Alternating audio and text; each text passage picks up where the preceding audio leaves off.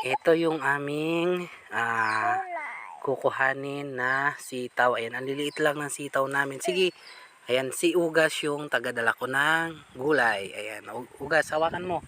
At kukuha pa tayo dito. Ito pa, mamimitas pa kami ni Ugas.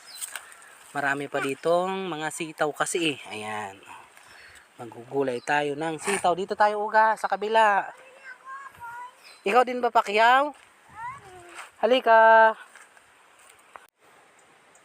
Hello, magandang umaga.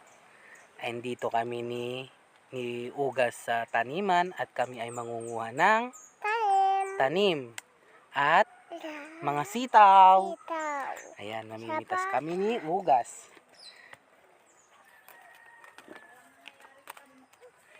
Ayan, so magugulay tayo ng sitaw ngayon, no. Kunin natin yung mga pwede nang iluto at igulay. Ayan. Diba? Ayan. Pacquiao? Nasaan ka na ba? Marami dito. Kumuha ka ng lagayan. At mangunguha daw tayo ng sitaw. Sitaw at bataw. Andito ako sa baba, bunso. Ayan, marami ditong tanim na gulay, no, sa paligid lang ng bahay kubo. Sitaw.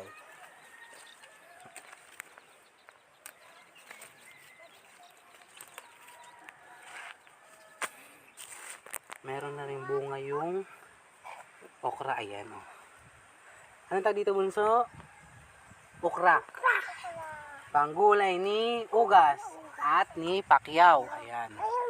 Ayun pa, may bunga na ba? Ayan, ito rin ang bulaklak ng okra. Ayan ang bulaklak ng okra. Ito pa yung aming mga sitaw, no? Ayan. Maikli lang yung bunga ng sitaw na napitas namin. Ayan. Diba? Ayan, nangunguha kami ng panggulay namin na ano tawag dito, bunso? Gulay na sitaw. Ayan, hawakan mo. Ito naman si ano daw mo ng pangalan mo? Ayan, si Ugas. Hello! Kumusta kayo? Sabi mo.